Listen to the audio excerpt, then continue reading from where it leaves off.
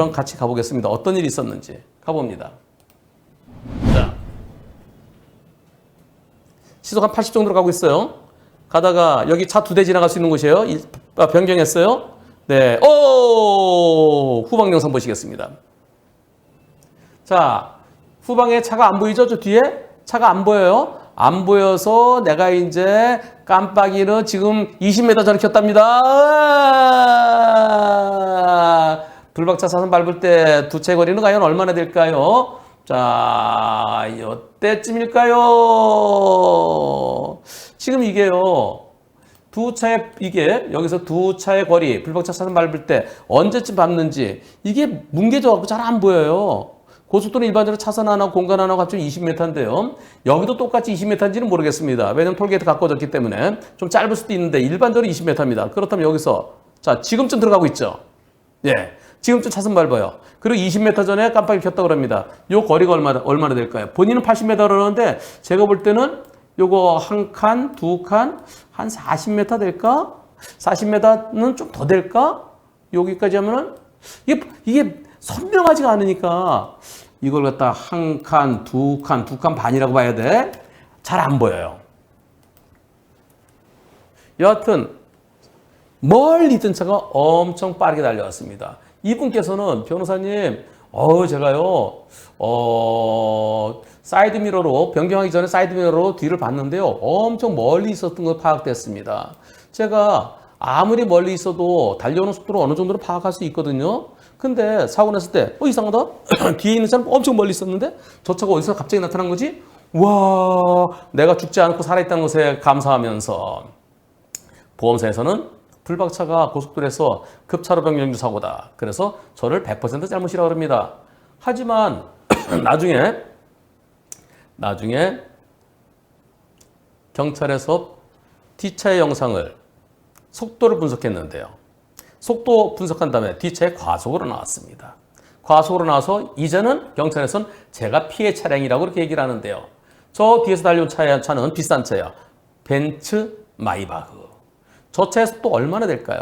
이분은요, 저 차요 200km도 넘는 것 같아요. 보세요, 아까 저 차가 뒤에서 안 보였거든요. 자, 후방 영상과 볼 때요. 자, 쭉 가면서 저 뒤에 안 보이잖아요. 저 뒤에 점으로 보였었는데요. 제가 여기 제한속도 80도로에서 정상적으로 80 정도로 가다가 여기서 변경은 언제쯤? 여기쯤 들어가네요. 네, 이렇게 보니까 이제 80m 정도 되는 것 같네. 네. 그러면서 순식간에 치고 나갔는데요. 제가 볼 때는 저 차 시속 200km는 되는 것 같습니다. 라고 얘기하십니다. 여러분들이 보실 때는 저 차의 속도 과연 어느 정도로 될까요? 투표해 보겠습니다. 자, 100km, 150, 200, 250. 불박차 운전자가 느낀 게, 뭘 200km야. 불박차 80이면 저 차 한 120 될까? 자, 여러분들 어떻게 생각하십니까? 투표 시작. 100이라는 의견이 2%, 150이라는 의견이 22%, 200이라는 의견이 46%, 250이라는 의견이 30%입니다. 이게요, 왜 속도감이 안 느껴지냐면 소리가 없어요. 오디오가 있어 휘앙 지나가야, 그리고 좀 선명해야 저 다가오는 게. 근데 이게 원본이 없으면 이렇게 불편한 겁니다. 경찰에서 속도 분석을 했습니다. 어떻게 나왔을까요? 이분은 200km 초과했다고 최고했다고 그러세요. 벤츠 마이바흐가. 제가 여기서 80으로 이렇게 깜빡이 20m 전에 크고 들어갔는데 뒤에서 저 멀리 차 빵 때린 사고입니다. 상대 측은 자기 잘못 없대요. 불박차 100%래요. 저는 민사소송을 할 생각입니다. 이 사고 경찰에서 이렇게 나왔습니다. 시속 얼마예요? 229.8에서 250.5km로 달려오던 벤츠 마이바흐. 최소한 229.8에서 250.5 사이랍니다. 와, 그렇게 빠르게 안 느껴졌죠? 오디오와 원본 영상이 있으면 속도를 느낌을 받을 수 있는데요. 참. 그리고 또 내가 차선을 밟을 때 뒷차의 간격, 그걸 판단할 수 있을 때 선명해야 됩니다. 원본이 있으면은 대략 뒷차의 거리, 차선 하나, 공간이 얼마인데 몇 개 차이다. 그걸 알 수 있을 텐데요. 자, 그렇다면 이번에는 누가 더 잘못했습니까? 불박차는 깜빡이를 차선 변경 20m 전부터 켜고 달렸던 것을 기억한다고 그러시는데요. 불박차, 저 벤츠 마흐는 불박차 100% 잘못이라고 그럽니다. 불박차 100%다. 불박차가 더 잘못이다. 엄청난 과속 벤츠가 더 잘못이다. 벤츠 100% 잘못이다. 과연 몇 대 몇일까요? 투표 시작! 네. 불박차가 더 잘못이라는 의견이 2%. 아까 거기 제한수도 80이었어요. 엄청난 과속 벤츠가 더 잘못이라는 의견이 34%. 벤츠 100%라는 의견이 64%입니다. 이거는 불박차가 차선을 밟고 들어올 때 두 차의 간격이 얼마냐가 중요합니다. 이분 말씀하신 대로 80m다?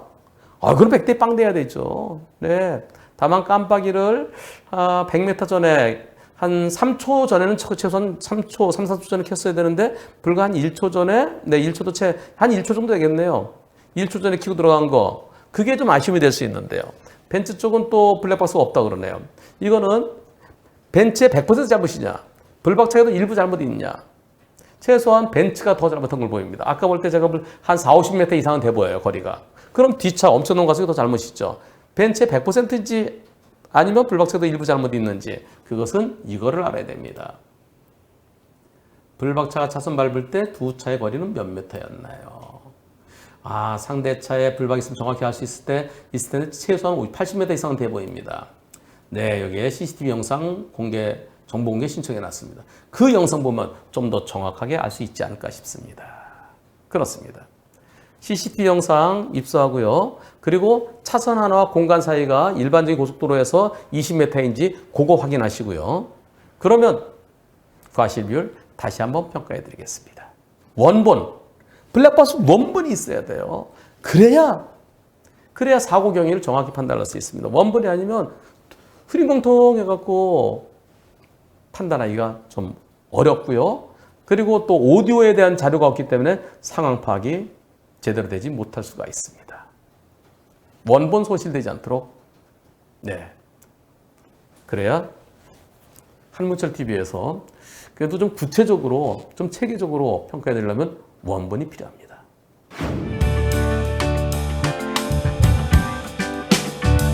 앞에 녹색 신호입니다. 녹색 신호는 직진도 할 수 있고 우회전도 할 수 있어요. 우회전 하려고 그러는데 여기 횡단보도가 여기 녹색 신호면 보행자 신호도 같이 들어오는 경우가 대부분이죠. 그럼 여기 멈춰야 돼요. 네, 보행자가 있으면 멈춰야 됩니다. 보행자뿐만 아니라 건너려는 보행자 있을 수도 있기 때문에 멈춰야 돼요. 그냥 가다가 신호 바뀌는 거 보고 보행자 신호 보고 뛰어오는 애들이랑 사고 날 수도 있습니다. 자, 요 차는 멈춰 있어요. 요 차가 요 차 때문에 멈춥니다. 불박차는 목격 차량이에요. 요 차 운전자께서 질문하셨어요. 어떤 내용일까요? 같이 보시겠습니다. 갑니다. 안 물어보고 씨발 이렇게. 아니다. 2차. 네, 2차. 예. 요 차는 아니고요. 제가 잘못 얘기했네. 2차가 지금 멈춰 있죠. 네, 2차 운전자가 질문하셨어요. 여기 보행자 신호입니다. 보행자 신호에 보행자들이 건너가야 이렇게 멈춰 있어야 되죠. 그리고 보행자 신호 빨간불로 간 다음에 이제 움직일 겁니다. 보행자들 없어서. 그러다가 사고 납니다. 어떤 사고일까요? 보행자 없었는데 왜 사고 날까요? 보행자 없었어요. 어떤 보행자 사고 날까요? 보시죠. 야 왔으니까 당연히. 자, 앞차. 네, 잘 서 있죠. 그런데 누가 오네요? 잘하네. 누가 오나요? 여기는 횡단보도 빨간불인데 무단횡단하네요. 네, 무단횡단하면서 와요. 야 그냥 알겠습니다 한 번이면. 자, 저 앞에 이제 신호등은 거의 끝나가죠. 신호등이 빨간불 밖에서 움직이는데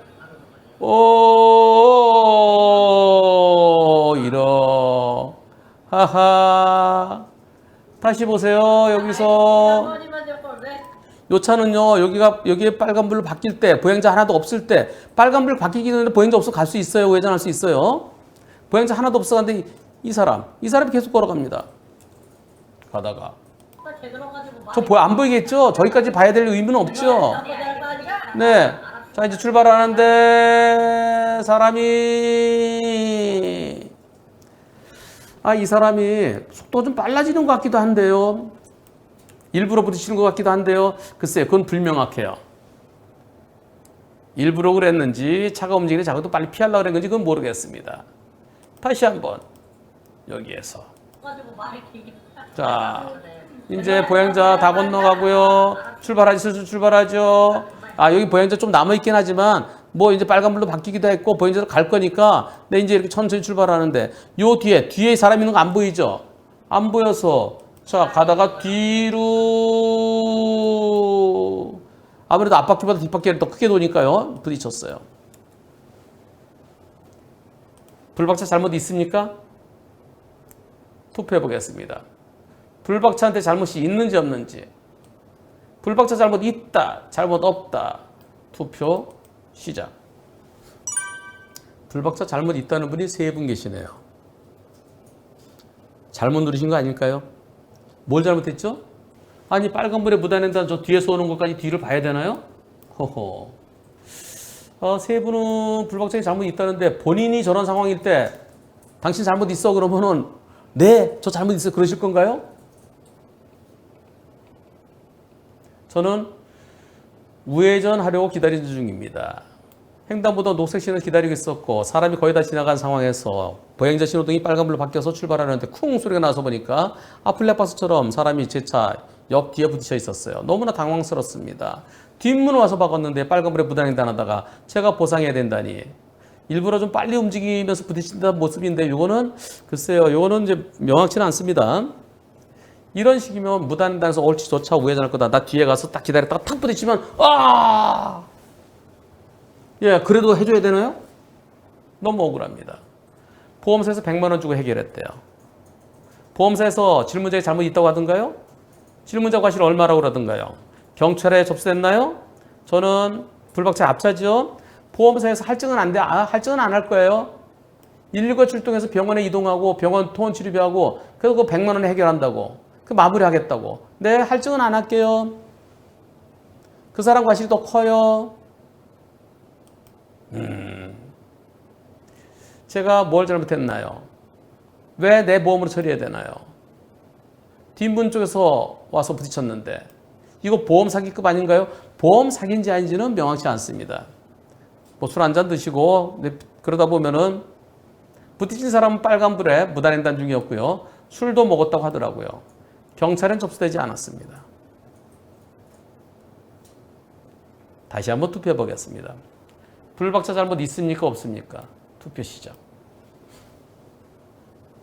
CCTV 왜 확인해야 되죠? 저럴 때 여러분들 뒤에서 무단횡단하면서 내 차 뒤로 와서 부딪힐 사람이 있을 걸 대비해서 뒤를 보시나요? 여러분들 뒤를 보세요. 저럴 때요? 뭘 잘못했습니까? 불박차가. 불박차 잘못 없죠. 아까 3분 잘못 누르신 걸로 저는 생각하고 싶습니다. 잘못 누르신 걸 거예요. 그러니까 지금 불박차 잘못 없다가 100%죠. 문제는 보험사가 더 잘못이죠. 보험사가 저걸 왜 치료비를 왜 대주죠? 100만 원을? 할증은 안 되지만 표준요율 할증은 안 되지만 사고 건수 할증이 올라가서 그래서 나중에 조그만 사고 하나 딱 나면요. 할증 왕창 들어가요. 보험사가 이 사람한테 부당이득 반환 청구해야 되죠. 부당이득 반환 청구 소송을 해야 마땅한데 안 하려고 그래요. 보험사는. 안 해주면 어떻게 될까요? 금감원에 민원 넣으면 해결이 될까요? 해결이 될까요? 안 될까요? 예. 시원치는 않아 보이는데요. 그래도 보험사에다가 내 잘못 없다. 내가 뭘 잘못했는데 내 잘못을 얘기해달라. 딱히 잘못이라는 거 없고요. 차대 사람 상황이 있다. 내 잘못을 얘기해라. 그렇게 말씀하시던 잘못은 없는 것 같습니다. 그럼 부당이득 반환 청구해라. 안 해주면 금감원에 민원 넣겠다. 그렇게 한번 해보십시오. 경찰에 접수돼서 만약에 경찰에 접수됐다면 경찰이 범칙금 통고처분 하려고 그러면 나 통고처분 안 받겠습니다. 즉결심판 가겠습니다. 그 즉결심판 가서 무죄 받으면 되는데 경찰에 접수도 안 됐대요. 보험사는 왜 100만 원에 해결했을까요? 그것이 알고 싶습니다.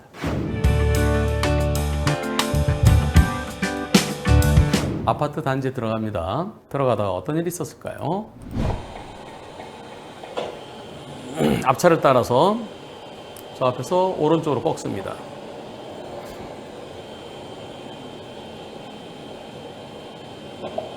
앞차 가고 나도 가는데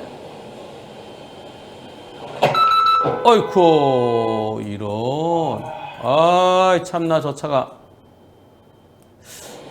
저기서요 저 브레이크 등이 보이나요? 요게 다른 것보다 좀 밝어 조심했어야지 그게 보일까요? 깜빡이 켰나요? 그랬더니 깜빡이가 지금 깜빡였어요. 지금. 근데 비상등이요? 비상등이 선명하지도 않아요. 지금 뭐가 아주 호박색 선명해야 되는데 이거 피할 수 있을까요? 앞차는 보내주고 나 속도 빠르지 않은데 여기서 이때 나옵니다. 피할 수 있을까요? 이번엔 위에서 찍은 영상 보겠습니다. CCTV입니다. CCTV. 자, 여기 앞차예요. 블박차 뒤에 올 겁니다. 가겠습니다. 그리고 어떤 차인가요? 요 차인가? 보시죠.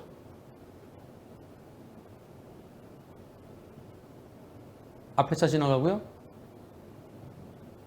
아, 요 차인가 보다. 요 차. 맞네. 네. 다시. 네. 앞에 차 지나가고요. 뒤에 차 오는데 네, 이거 피할 수 있을까요? 이미 운전자는 앞을 보는데 아이코 이 사고 어떻습니까?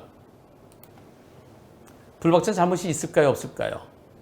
보험사에서 75대 25라고 합니다. 여러분들의 의견은 어떠신지요? 이분한테 다음에 또 다시 미리 예견되지 않고 또 이런 상황이 되면 피할 수 있나 했더니 전 다음에도 못 피합니다. 저렇게 나오면 못 피합니다. 비상등 그때는 안 보였어요. 근데 블랙박스 다시 보니까 아까 나올 때 희미하게 보이는데요. 그때는 안 보였어요. 투표해봅니다. 보험사에서 75대 25라는 것은 왜 그럴까요? 보험사 기준표가 있어요. 여기에 있습니다. 보시죠. 자, 주차장에서 하나는 지나가고 하나는 요거 앞으로 나왔죠? 앞으로 나온 건 70대 30이에요. 이거 미리 보일 때죠. 이번 두 번째. 이거 뒤로 나오는 거예요. 뒤로. 자, 이번에 두 번째. 자, 지나갔는데 뒤로. 이거는 보여. 앞에서 나오는 게 보일 때예요. 자, 여기서 나오는 게 보이죠? 이때 75대 25예요. 앞으로 나올 때는 3대 7. 후진으로 할 때는 25대 75. 이거는 보이는 상황이에요. 근데 보험사는 하여튼 무조건 되고 주차장에서 앞으로 나오다가 지나간 차랑 부딪히면은 70대 30, 후진으로 나오면 75대 25지. 75대 25. 그렇게 기계적으로 얘기합니다. 그래서 지금도요, 보험사에서 75대 25라고 그러는데요. 여러분들은 어떻게 생각하십니까? 그래, 아까 그 사고 75대 25 맞아. 아니야, 100대 빵이야. 투표. 시작. 그렇죠. 100대 빵이어야 되죠. 미리 보일 때는 천천히 가면서 빵 해주고 그랬어야 되는데 근데 지금은요 미리 안 보였어요. 지나가는데 나왔습니다. 그래서 100대 빵이어야 옳겠습니다. 우리 보험사 직원한테요. 이거 같아요? 물어보세요. 자, 이거는 여기서 보험사 책에 있는 거는요. 파란 책에 있는 거. 저거는 보이잖아요. 보일 때 여기 또 다른 차도 없어서 뻔히 보이잖아요. 아까 거는 계속 쭉 있는 데서 여기서 갑자기 툭 튀어나오는 완전히 전혀 다른 나라 이야기입니다. 100대 빵이어야 옳겠습니다.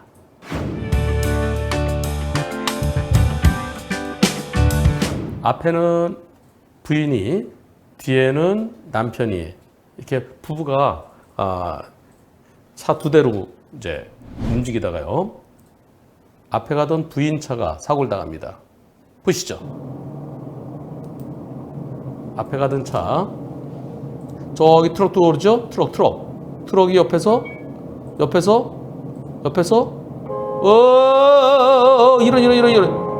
이런 어허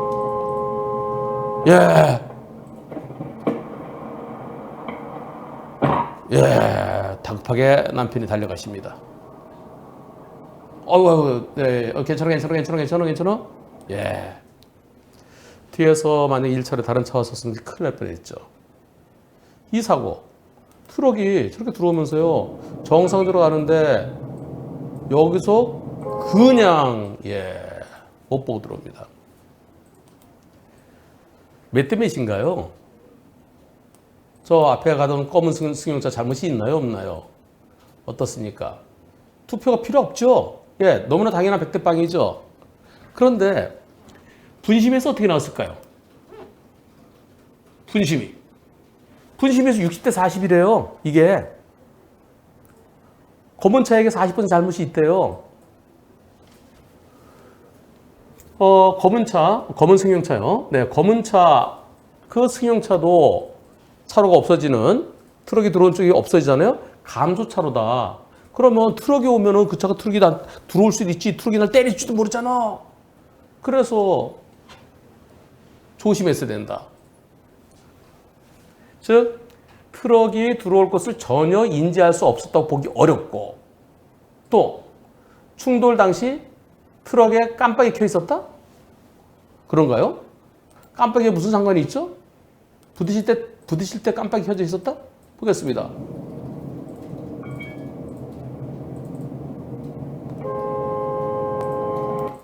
이거 부딪히면서 충격 때문에 비상등 켜진 거네, 이거는.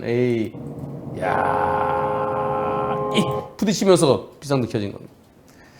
분심이 이런 걸 60대 40이라고 그럽니다. 여기에 대해서 재심이 갔어요. 재심에서는 어떻게 나왔을까요? 이번엔 변호사 4분이 하십니다. 8대 2네? 호호, 왜? 트럭이 아주 가까운 거리에서 들어갔다. 그리고 깜빡이 켠 직후 곧바로 합류했다. 깜빡이 켰나요? 분심이 변호사님 4분이서 같이 보셨는데 깜빡이 켜고 들어왔다. 다시 한번 트럭 깜빡이 에이, 저기 무슨 깜빡이야. 들어오면서 여기 깜빡이 뭐 깜빡이 켜고 깜빡이를 칩시다. 깜빡이를 쳐도 지금 들어온 다음에 키네. 들어온 다음에. 그리고 저게 깜빡인지 아니면 사고 난 다음에 충격 때문에 켜진 건지 그것도 몰라요. 이거 분심에서 이게 처음에는 60대 40, 두 번째는 80대 20이라는 겁니다. 분심이는 차로 변경주 사고는 7대 3에서 시작하잖아요. 도표 252인가 뭐 그거. 그 분심이 변호사님들이 이 파란 책에서 자유로울 수가 없답니다. 이 파란 책을 그래서 결정문에는 안 넣는데요. 거기다가 도표 몇 번에 해당된다고 다 써줘야 된대요. 그러니까 이 파란 책에서 벗어날 수가 없다는 거죠. 저 파란 책에서 벗어나야 제대로 된 과실비율이 나오는데 이분은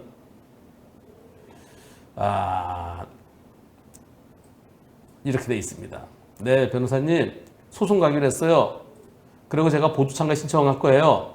근데 보조참가 신청했는데요. 거기에 쭉 올라옵니다.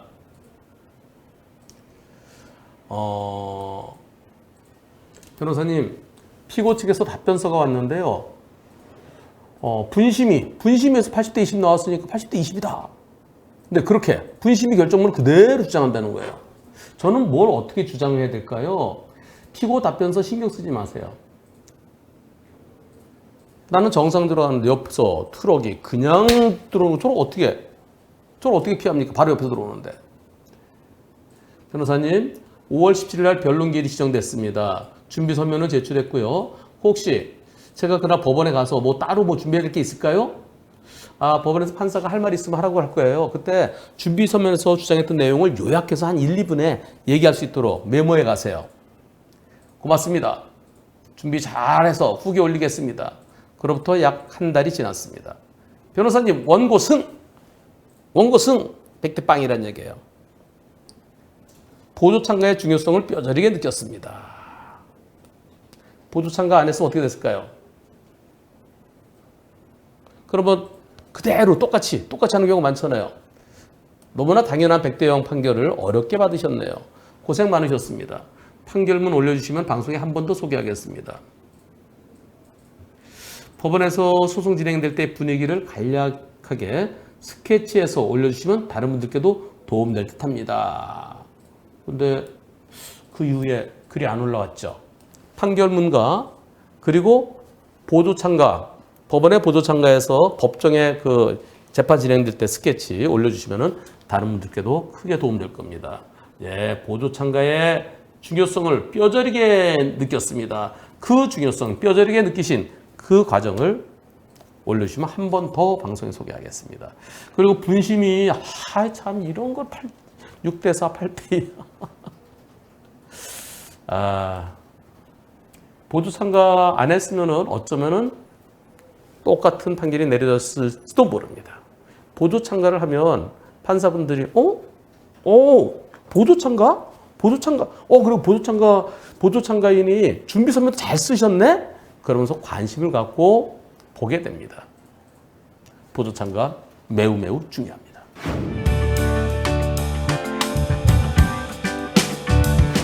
이번 거는요, 제가 좀 조심스러운데요.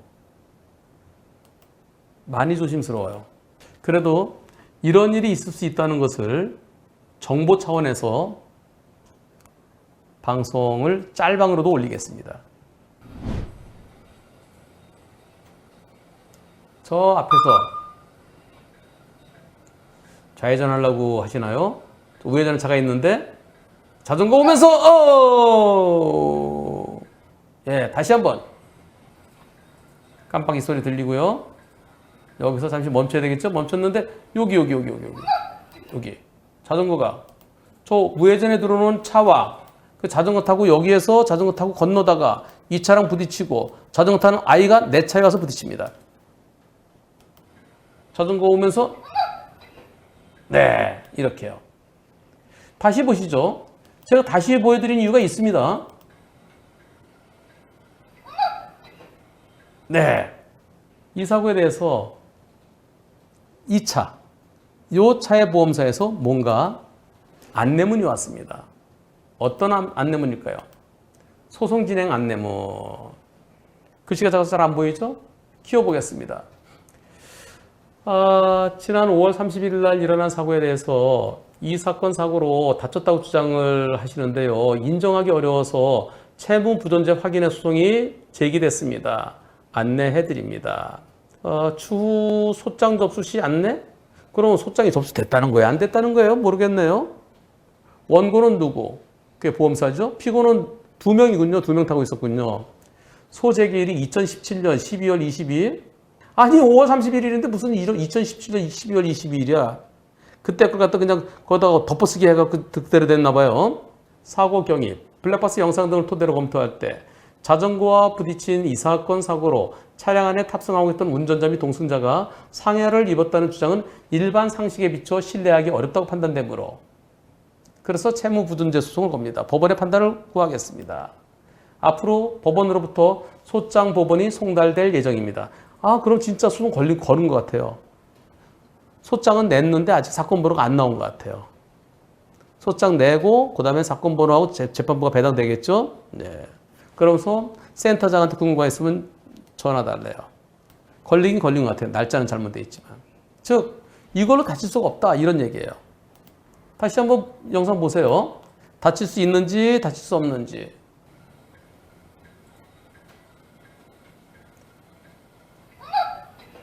네, 이거예요. 이 충격이 어느 정도인가요? 제가 이분한테 이렇게 여쭤봤습니다. 거의 멈춘 상태에서 자전거가 아주 세게 충격한 거는 보이지 않기에 이 사고로 다쳤을까 싶긴 합니다. 솔직히. 놀래서 치료받으신 건가요? 어떤 병원? 정형외과에서 아니면 한방병원에서 몇 번 치료받으셨나요?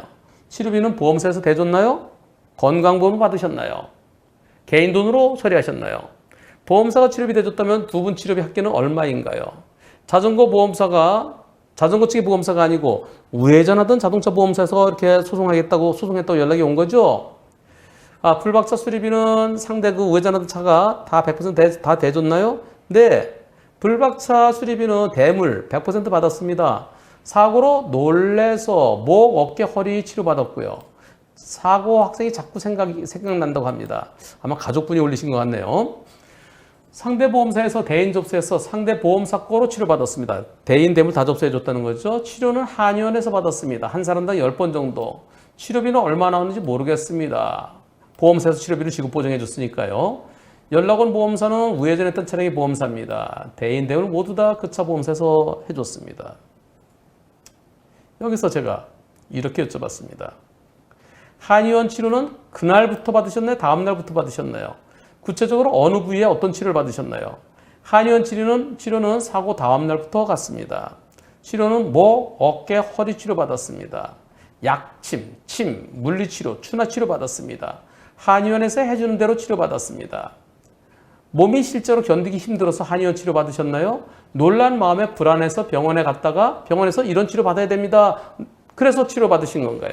엑스레이도 찍었나요? 제가 이 사고를 이거를 방송을 해야 돼 말아야 돼 고민을 했어요. 그런데 방송하는 이유는요. 네. 놀랬겠죠. 놀래긴 했겠지만 과연 이걸로 한의원 치료가 결국 정형외과적인 치료랑 같은 거거든요. 그런 치료가 필요할 것이냐. 운전자와 동승자가 둘 다 그렇게 10번씩 치료가 필요할 것이냐. 이거는 법원에서 무진장 논란이 될 것 같습니다. 보험사가 치료비를 대주는 거 공짜 아니에요. 대인 접수해달라니까 일단은 치료해 주는 겁니다. 그래 놓고 나중에 이건 일단 치료비 대주고 이건 아니다 싶으면은 그러면 지금처럼 채무부존재 확인의 소송을 겁니다. 지금 이게 채무부존재 확인의 소송인지 부당이득 반환 청구면은 그나마 나아요. 치료비 대준 거 10번 받았으니까 얼마나 될까요? 10번이면 한 50만 원씩 될까요? 하루에 한 5만 원이나 친다 치고요. 처음에 검사도 막 하잖아요. 둘이서 100만 원이에요. 100만 원 돌려줘라. 소송은 보험사 직원이 직접 걸기도 하고요. 직접 나오기도 하고요. 변호사를 선임해서 하기도 합니다. 개인을 상대할 때는 변호사를 일반적으로 선임해요. 그럼 변호사 비용 양쪽에 나간 치료비가 50만 원, 100만 원이다. 100만 원의 10%, 10만 원, 30만 원만 물어주면 돼. 패소했을 때. 근데 채무부존재 소송이면요. 채무부존재 확인의 소송이면은 소가가 5천만 원이에요. 5천만 원에서 맞다. 채무가 없다라고 그렇게 판단 내려지면 채무가 없으니까 나머지도 돌려달라고 또 청구를 하게 되면은 돈 돌려주는 건 돈 돌려주는 거 말고도 변호사 비용은 얼마 물어줘야 될까요? 5천만 원이면 2천만 원까지 10%, 5천만 원까지 8%, 1억 원까지 6%예요. 그래서 5천만 원이면 200만 원 플러스 38, 24, 440만 원이에요. 그럼 문제는요. 상대편 변호사 비용 물어주는 게 그게 물론 다칠 수도 있죠. 근데 판사가 볼 때 아니 와서 이렇게 하면 어머 하는 정도인데 충격이 거의 없는데 저하고 다쳤다고 볼 수 없다라고 그렇게 판단이 내려지면 저렇게 한의원에서 물리치료라든가 침치료 이런 것이 필요하지 않을 아까 침치료, 약침치료, 견인치료 그것은 견인치료 같으면은 그것은 일종의 물리치료나 추나치료가 땡긴다는 거잖아요. 저 정도로 목과 허리가 아파서 추나치료가 필요할까요? 물리치료를 받았네요. 한의원 치료는 약침, 침, 물리치료, 추나치료를 받았습니다. 한의원에서 해준 대로 치료받았습니다. 이 포인트가 이거예요. 실제로 아파서 병원에서 치료받았습니까? 아니면 사고 났으니까 이따 병원에 한번 가봤더니 이런 치료 받아야 돼서 치료받은 겁니까? 이분은 어떻게 될지 몰라요. 이분은 이제 열심히 방어를 하셔야 되겠죠. 그런데 병원에 가야 되는 것은 병원에 가야 될 때가 가는 거죠. 일어나는데 안 일어나지고 보통 파스 붙이잖아요. 그 다음날. 저 옛날에 후진 한 채 붕 떠갖고 뚝 떨어졌어요. 전 병원에 안 갔어요. 그래서 밤에 여보 파스 좀 붙여줘. 첫째 날은 토요일 날 사고 나서 일요일 날 제 친구 아들 주례 쓰러 가느라고 갈 시간 없었고요. 월요일 날은 아침마당 생방송 때문에 시간이 없어 못 갔고요. 견딜만 한데 화요일 날 아프면 갈까? 괜찮아요. 근데 제가 병원에 갔으면 저도 치료 받으라 그랬을 것 같아요. 그래서 사고가 났다 그래서 무조건 병원에 가는 게 아니라 병원에 가야 될 진짜 아파서 일어나는데 그 다음날 일어나는데 막 그냥 앉아 있으면 결리고 그래서 보통 병원에 가잖아요. 이분이 그렇다는 건 아니에요. 채무부존재 소송이 들어오면은 상대편 변호사 비용 물어줄 거 2천만 원까지 10%, 5천만 원까지 8%, 1억 원까지는 6%입니다. 그럼 이 사건 상대 측에서 변호사를 선임해서 소송하면은 채무부존재 확인의 소송이면은 지면은 440만 원 물어줘야 돼요. 변호사 비용을. 그냥 치료비만 돌려달라는 거면은 그러면 변호사 비용 30만 원만 물어줘야 돼요. 근데 이길지 말지는 몰라요. 이분은 진짜 아파서 받으신 걸로 저는 그렇게 생각을 합니다. 예. 근데 객관적으로는 와서 자전거 툭 부셨는데 아플까? 10일 동안 한의원에 10번 치료받는 게 맞나? 판사가 그걸 갖다 납득이 안 가면 그럼 질 수 있는 거예요. 그럼 항소심까지 갔다. 난 인정 못한다. 항소심 가서 또 지면은 또 440만 원 물어줘야 돼요. 대법원 가서 또 지면은 또 440만 원. 1320만 원 물어줘야 돼요. 소송 비용 이거 무섭습니다. 상대 측에서 변호사 선임 없이 그냥 일반 그 보험사 직원이 들어온다 그러면 다행일 텐데요. 채무부존재 확인의 소송은 보험사 직원이 들어올 수가 없어요. 반드시 변호사가 들어와야 돼요. 왜 그럴까요? 3천만 원까지는 소액 사건이에요. 3천만 원까지는 보험사 직원들이 할 수 있지만 3천만 원이 넘잖아요. 채무부존재는. 그래서 반드시 그 보험사 사장이 소송을 진행하든가 아니면 변호사를 선임해야 돼요. 그래서 이 부분은 보험사가 채무부존재 확인의 소송을 걸면서 이렇게 소송 안내문을 갖다 보내온 거 이건 처음이었기 때문에 제가 다른 분들도 보시라고 그래서 방송에 소개하는데요. 여기서 문제가 저 센터장이 전화번호를 왜 알려줬을까요? 이 센터장. 지금이라도 치료비 돌려주시면 그냥 소송 없던 걸로 하겠습니다. 이럴 마음도 있기 때문에 이렇게 한 것 같아요. 그래서 자신 있다. 난 진짜 이번 사고로 다친 거다. 난 나이롱 아니다. 그렇다면 끝까지 가는 거예요. 다만 소송 비용 물어줄 거고 나 혼자 싸우기 힘들면 변호사 선임해야 되죠. 우리 변호사 선임비도 또 330만 원 또 줘야 될 거예요. 네. 그러면 결국 한 7, 800만 원 부담을 갖고 갈 것이냐?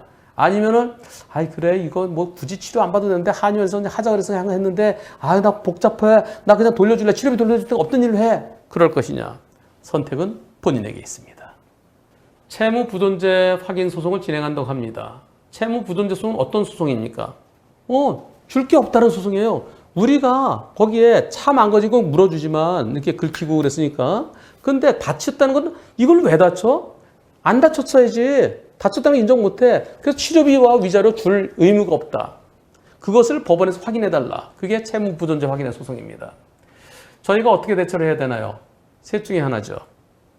보험사에 연락해서 그냥 없던 걸로 좀 안 될까요? 그럼 뭐 치료비 저희들이 그 반만 좀 하고 어떻게 좀 그냥 이걸로 그냥 끝내면 안 될까요? 저희들이 합의금 더 이상 안 받을게요? 하든가. 아니면 안 통하면은 그럼 저희들이 치료비 드릴게요. 저 이거 소송 빨리 없애주세요 하든가. 아니면 본인이 나홀로 소송하든가. 아니면은 변호사 선임해서 소송하든가. 넷 중에 하나입니다. 소장이 오면 서면으로 제출하라고 그러는데 어떻게 하는 건가요? 소장이 오면 답변서서 내야 되죠. 원고의 청구를 기각한다. 소송 비용은 원고에 부담을 한다. 라는 판결을 구합니다. 청구 원인에 대한 답변. 우리는 아파서 치료받는데 뭔 채무부존재예요. 그럴 때 써내야 되죠. 변호사 선임해서 진행해야 되나요? 상대는 변호사가 나올 거예요. 그러면 우리가 혼자 가서 변호사랑 저 상대는 변호사인데 그것도 변호사 이름이 여러 명이에요. 로펌이거든요. 로펌에 변호사 이름 막 5명 써 있어요. 우와 겁이 나죠. 근데 로펌 다 그중에 한 사람 나와요. 제일 저 밑에 그 랭킹 5명 중에 제일 걔가 우리가 보통 말하는 쫄딱 사라고 보통 그러죠. 그래서 5명 있는 거 신경 쓸 필요 없어요. 근데 상대는 변호사고 나는 변호사 없고 불안하잖아요. 그래서 변호사를 선임하게 되면 최소한 330만 원 달라 그럴 겁니다. 부가세 합쳐서. 대인 접수 후 치료 중 일방적으로 이렇게 소송이 가능한가요? 얼마든지 가능하죠. 보험사가 볼 때 이건 아니잖아 할 때는 일단 치료비 대주고 나중에 소송 걸죠.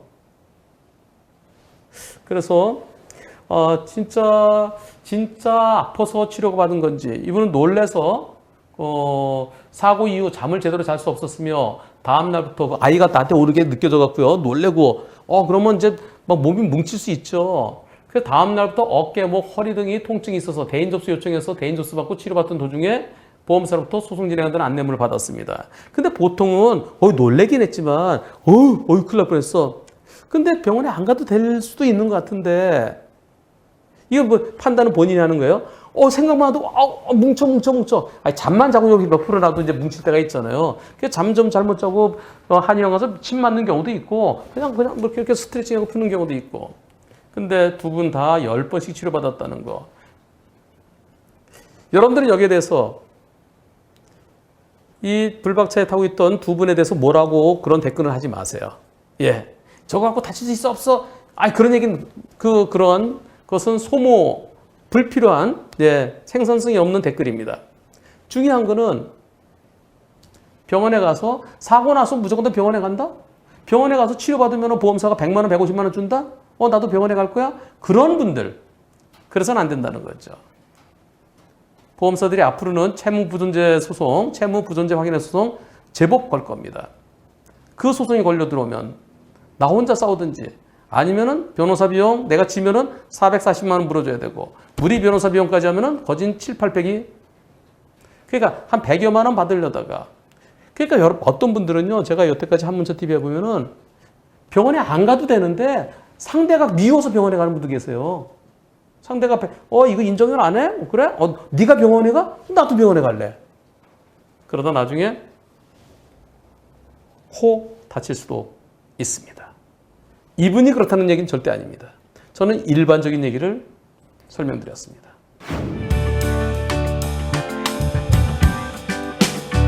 불박차 가다가 불박차 트럭입니다. 포터2 트럭인데요. 제한속도 70 자동차 정도로 가다가 무슨 소리가 나요? 무슨 소리일까요? 같이 보시겠습니다. 네. 제한속도 80이군요. 80. 예. 왼쪽 뒷 타이어가 터졌어요. 그리고 옆에 지나가던 차가 자기한테 뭐 튀었나 싶어서 차를 세운 거예요. 터널에서 불박차도 차를 세웁니다. 비상등 켜고요. 네. 앞에 사람 내리고요. 자기는 튀었나 안 튀었나 보면서요. 불박차도 비상등 켜고 차에서 내릴 거예요. 네.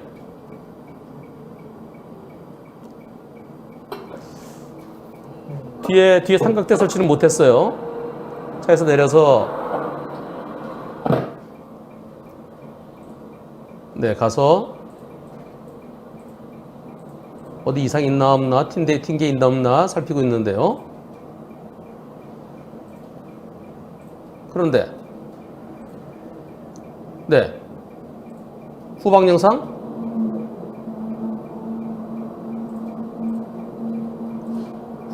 혹시 뒤에서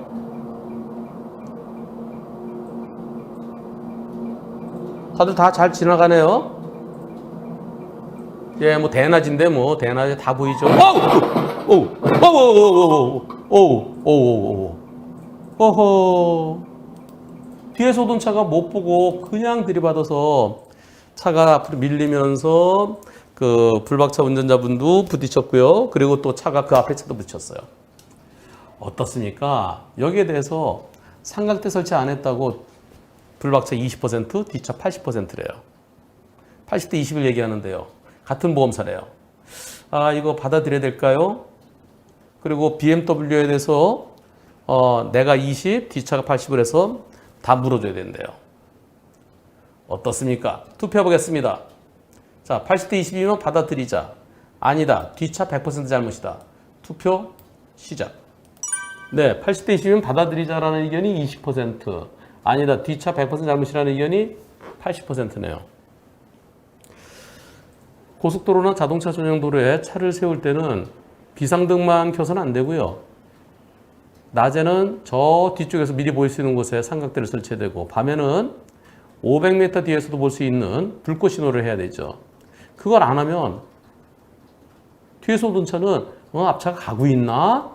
비상등 켜고 비상등 킨 채로 좀 천천히 가고 있나? 뭐 이렇게 생각할 수도 있는 거예요. 그래서 100대 0은 어려울 것 같아요.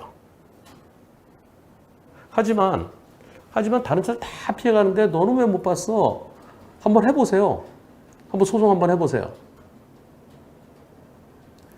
저는 백대영이 만만치 않다라는 의견이지만 그러나 터널 안에서 있었던 것도 아니고 터널 밖에 차를 세우고 있었는데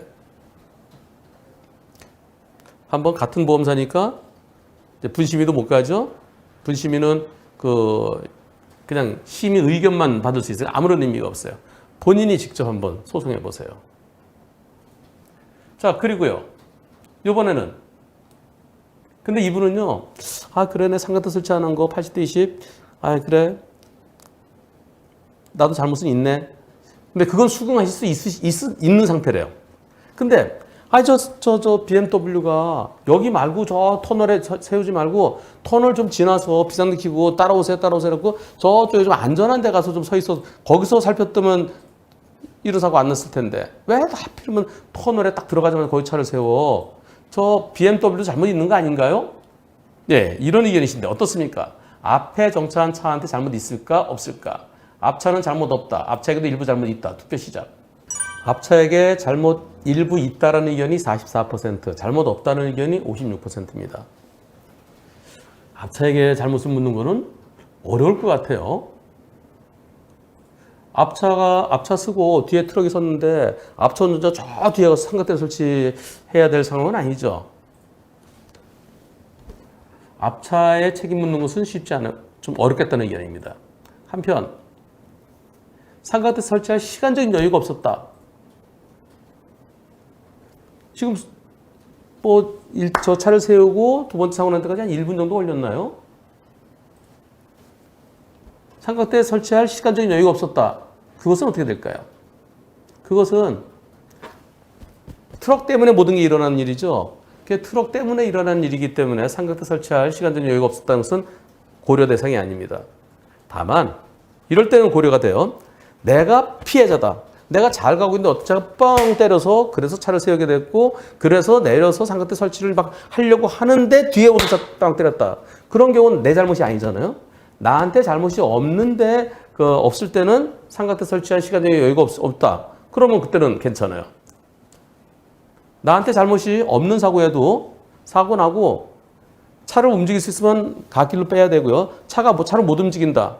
그럴 때는 내가 삼각대 설치, 그래서 뒷차에게 여기 사고 나 있어요. 조심하세요라는 걸 알려야 돼요. 그런데 이게 삼각대 설치하러 가는 게 참 위험합니다. 막상 저 뒤쪽으로 걸어가다가 뒤에서 오는 차한테 어이구 그러다가 사고 나는 경우도 있어요. 여하튼 이번 사고 앞차에게는 제 의견은요. 앞차에게는 책임 묻기 어렵고 그리고 여러분들은 저 뒤에서 들이받은 차가 100% 잘못이라는 게 더 많았지만은 그러나 삼각대 설치하지 못한 것에 대해서 비상등만 킨 것에 대해서 불박차에게 일부 잘못 인정될 것 같습니다. 80대 20이면은 수긍할 정도가 아닐까 저는 개인적으로 그렇게 생각합니다. 그러나 한번 소송해 보십시오. 뒷차의 보험사, 나랑 같은 보험사지만은 들이받은 차의 보험사를 상대로 소송해 보세요.